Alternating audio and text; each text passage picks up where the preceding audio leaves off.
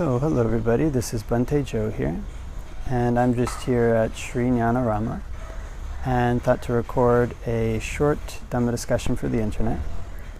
So, was asked just earlier this week an interesting question, and just going to paraphrase and generalize it. And the question was basically, I know that I'm very attached to my work, realizing that I'm very attached to it, and need the work for my income and to kind of fulfill the various responsibilities that I have. And how could I approach my work different and kind of trying to be less attached to it, and was hoping to see if you might have any guidance. This was kind of a general paraphrase of the question that the person asked. And so in North American society, North America was originally a Protestant North America, being Canada, the United States, was originally a Protestant society. And Protestant Christianity placed a really high emphasis on work. It was almost like a form of spirituality.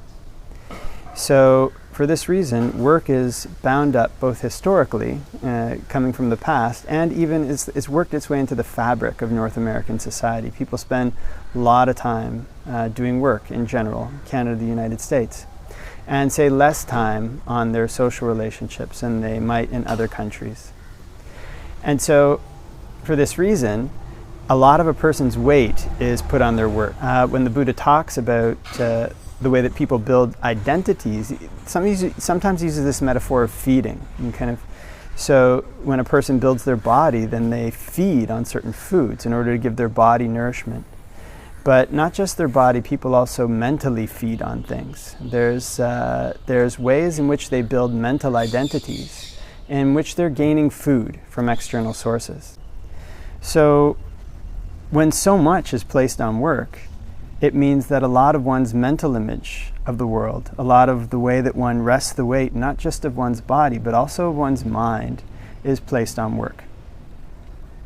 So when so much weight is placed on work, it's only going to be natural that one is attached to it, and one needs it not just for one's physical food. One needs it for one's emotional food sometimes, because one's coworkers are at work, and one needs it for one's emotional food because the way that people relate to each other in societies where work is highly emphasized is through work. It's kind of, what job do you do? That's one of the first things that people try to find out. And on that basis, they will relate to you in a certain way. So, this being the case, it's only natural that when work is the source of one's physical nourishment, one's mental nourishment, sometimes one's emotional nourishment, a lot of these things are tied up with one's work, one will be very attached to it. So, like any type of risk, if one, we had this phrase in the English language, putting all one's eggs in one's basket. And one of the principles for managing risk is to diversify the risk. So if we put all of our mental, physical, and emotional weight on one thing, then it's a big risk. If that one thing goes, then everything goes. So this principle of diversification is basically that we spread the weight of our feeding across sources of food that are more stable and that are diversified. So in some cultures where work is not given as much priority, not trying to comment that this or that culture is better, it's just more of they all have their advantages and disadvantages. It's more of a reflection on feeding and diversification. In cultures where work is not given as much priority, sometimes family relationships are given more, and sometimes other personal relationships are given more. This is not a utopian situation. If one has ever lived in countries where this is the case, sometimes it can lead to nepotism, it can lead to corruption, because everything's based on relationships rather than rules. But it has this advantage in that one's emotional feeding is spread, not just in one's work, and not so much concentrated in one's work, but in one's relationships. So often talk about this, that one can take a look at the relationships the Buddha recommended and evaluate how they're going in one's life. How is one's relationship with one's parents? How is it with one's teachers? Even the teachers that one had long ago, kind of one's grade school, elementary school teachers, one's professors in university. How is one's relationship with them? One can cultivate it. One can give them a call up. They're usually very happy to hear from old students. How is one's relationship with one's nuclear family, like with one's spouse or one's children? And how is one's relationship with one's employees, the people working under one? And how is one's relationship with one's boss? And how is one's relationship with one's spiritual mentors? And these kind of relationships, they can spread the emotional, you might call the emotional feeding, emotional and intellectual feeding even. Now these relationships as well can sometimes be bound up with work, because you need a certain amount of money to support your parents. One needs money to pay for kids' school and these kind of things.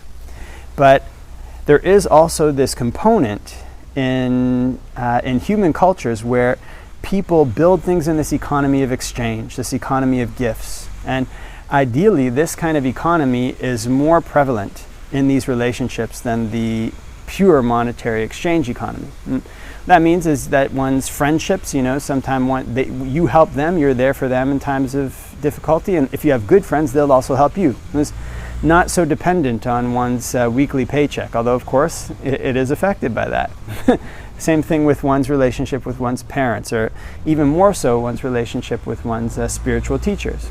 So one can evaluate one's life to see how these relationships are going. Right? Some of them might not even be present at all, in which case one might want to consider cultivating them. If one doesn't have any relationship at all with one's teachers from the past, if one doesn't have any relationship at all with spiritual mentors, or just mentors, just people in the spiritual life. And whatever religion one is in, it's good to have those kind of relationships. They can be a support. What this does is it diversifies the risk. It spreads the risk just from work into these other things, into one's relationships. But more importantly is one's own spiritual practice. And kind of this is a more safe source of food. And you can see the safety. You can judge the sources of food, the way that one is feeding on life, the way that one is supporting and nourishing oneself in life. But how safe are they? What do they depend on? Because wherever it is that one is attaching, there's going to be fear there, because you can't control it 100%. So we can order these things sometimes in terms of their safety. And the most safe source of food is one's own spiritual practice. One learns to cultivate sources of happiness that are based just on one's desire to do good and avoid wrong, and that are based just on one's enjoyment of cultivating wholesome mind states, that can be based on just one's ability to concentrate the mind. Then these are sources of food that are much more safe, that people can't take away. So even if one is still a layperson, one doesn't want to give that up, one can learn to spread these these sources of feeding and diversify one's risk. And it shouldn't just all be concentrated on work. The more that one spreads the way that one gains happiness from life in areas other than work, the safer one's happiness will be. And sometimes as well, this can feed back and make the way that one does one's job or whatever it might be more detached and sometimes more effective. Kind of when something is really bound up with fear, it's very difficult to make good decisions around it.